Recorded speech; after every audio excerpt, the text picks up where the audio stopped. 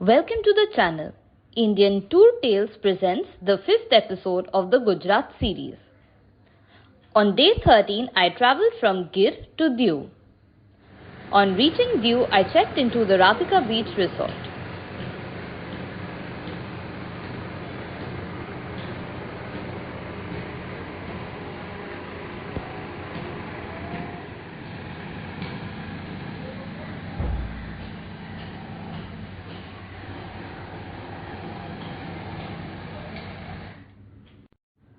It is right next to the Nagoa beach. The beach is surrounded by swaying hoka trees which are not found anywhere else in India. At one end of it lies the rocky beach formed by the waves crashing onto the rocks. Here is a close-up view of its undulating sharp surface. I had to climb onto it carefully to get a glimpse of the horseshoe-shaped beach. Further into the sea lay a cluster of rocks with Diu written on it in tricolored lights, which lights up at night.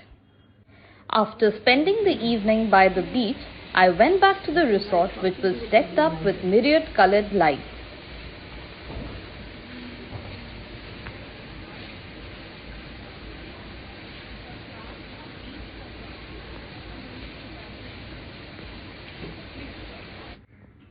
On day 14, I went sightseeing in Diu.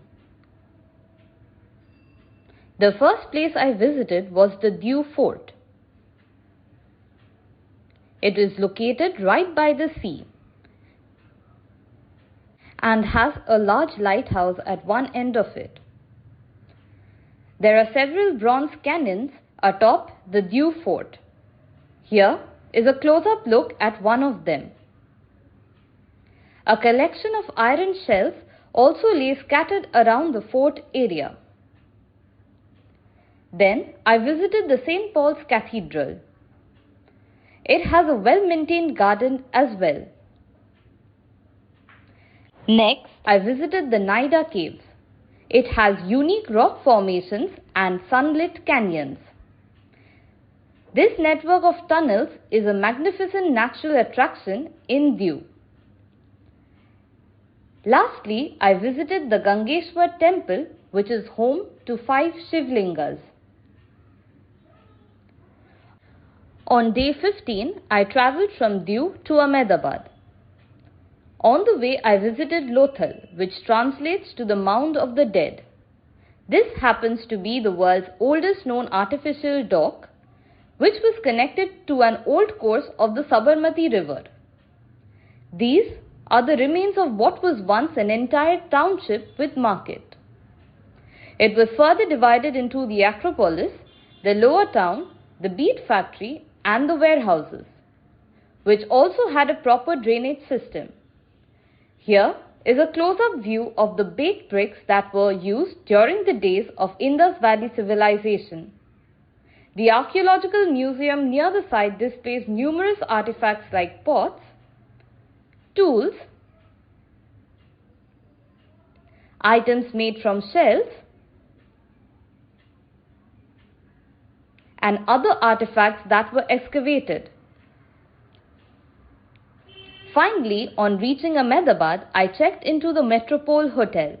As the kite festival was being celebrated during the time I visited, the trees too looked colourful with kites that got stuck onto it. On day 16, I went sightseeing in Ahmedabad. First, I visited the Sabarmati riverfront or the Sabarmati river bank, followed by Sabarmati Ashram, which is right next to it. It has well-maintained lawns with food strewn across certain areas for squirrels, as they are found scurrying across the lawns from time to time. Sabarmati Ashram was one of the many residences of Mahatma Gandhi.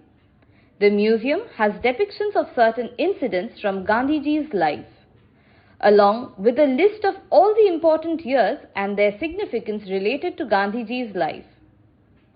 It also has several things on display which were once used by Gandhiji. Most importantly, the charkha used by him.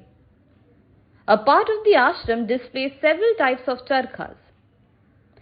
Sabarmati Ashram also has a souvenir shop from where I had bought this miniature charkha as a memento. Lastly, I visited the Adalat stepwell, which is also known as Rudabai stepwell. It is famous for its architectural prominence and ornate carvings all along the walls. Here is a close-up look at one such pillar of the well. Finally, a glimpse of the well several stories below. In the evening, I visited the Law Garden night market from where I had bought this patchwork wall hanging. And with this, the Gujarat trip came to an end.